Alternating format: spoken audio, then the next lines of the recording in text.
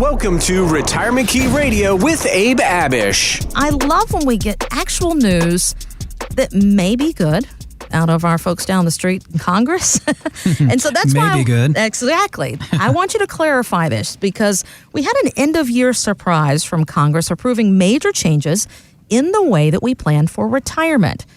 Now, you've been helping people with this for well over 17 years, and as I understand it, Abe, the biggest change is the increase in the age for taking RMDs, required minimum distributions.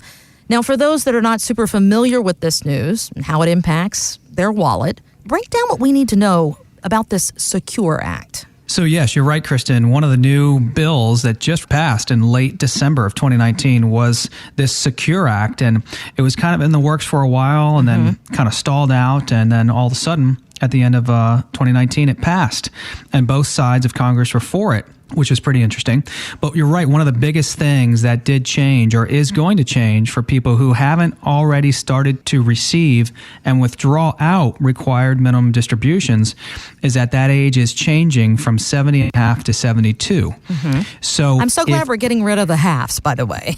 Right, exactly. So if you weren't already 70 and a half in 2019 and you weren't already taking out RMDs in 2019 and prior, and let's say you are turning 70 and a half this year in 2020, you are able to defer your RMDs to age 72 and basically buy yourself another 18 months, year and a half, to defer your 401ks and TSPs, traditional IRAs, and so forth. So a lot of people will like that because a lot of our clients here in the area don't even want or need to take out those required minimum distributions, but they're forced to, right? We're all forced to. Otherwise, there's a big penalty if we don't. So for a lot of people, I think they'll like that because it gives us another year and a half of deferral. In my opinion, though, it's probably not too big of a deal because what's 18 more months of deferral? It'll help, if the market's up big time or even if the market's down. I think it will help. But is it really going to change things substantially? I don't think so. Okay. I also think it's a negative thing for non-spousal beneficiaries. So for non-spousal beneficiaries, let's say children, grandchildren, when you pass money on, from a 401k or traditional IRA, TSP to those non-spousal beneficiaries, before this act passed, they could stretch out that TSP, 401k or IRA over their lifetime.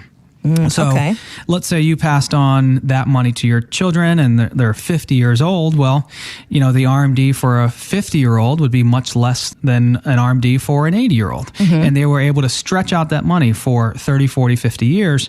Well, with this new act passing and the RMD age bumping from 70 and a half to 72, this new act now requires that a non-spousal beneficiary deplete that whole account within 10 years. In other words, they're forced to withdraw every penny out within 10 years. So I don't think that's a good thing. I think that'll really change the way estate planning works. When you're meeting with your estate planning attorney to kind of figure out how and whom you want monies to pass, this will change things. I think that's a negative. Anytime the government gives us something, they're going to take something away. That's right. So I think there could almost be more negative here with this whole RMD age bumping to 72. Another one of the big changes in the Secure Act, Kristen, is that people are now able to contribute to traditional IRAs past age 70 and a half. Well, that's good news. If you're working, that is good news. Where before this act was passed, you could not contribute no matter what to a traditional IRA after age 70 and a half. Now you can if you're employed and working. Okay. So those are some of the changes.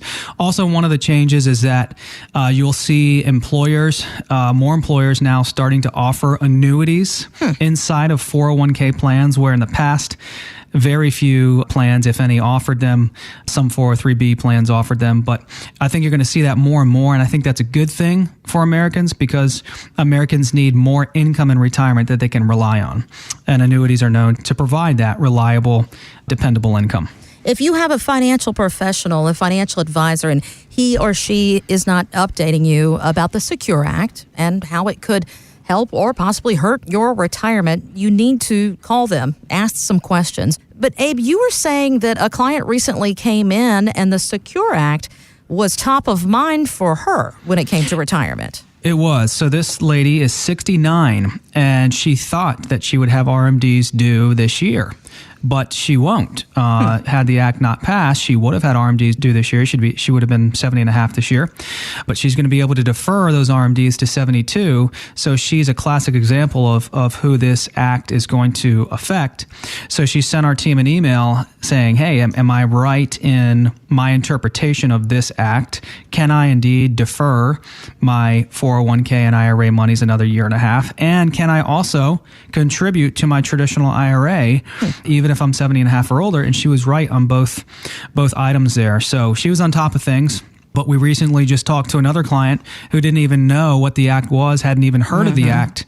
So I think it's going to take a lot of good education on what this act entails and how it affects our retirement accounts in the future.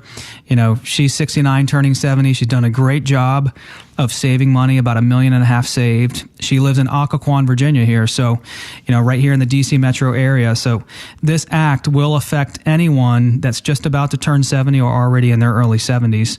And we need to be aware of how it will affect us. Find out more at retirementkeyradio.com. Financial professionals are not licensed in all 50 states. To find out if Abraham Abish is licensed in your state, please call 571-577-9968. Abish Financial Services is not affiliated with nor endorsed by the Social Security Administration or any other government agency and does not provide legal or tax advice. Annuity guarantees rely solely on the financial strength and claims-paying ability of the issuing insurance company. By contacting us, you may be provided with information about insurance and annuity products offered through Abraham Abish, NBM number 7703575.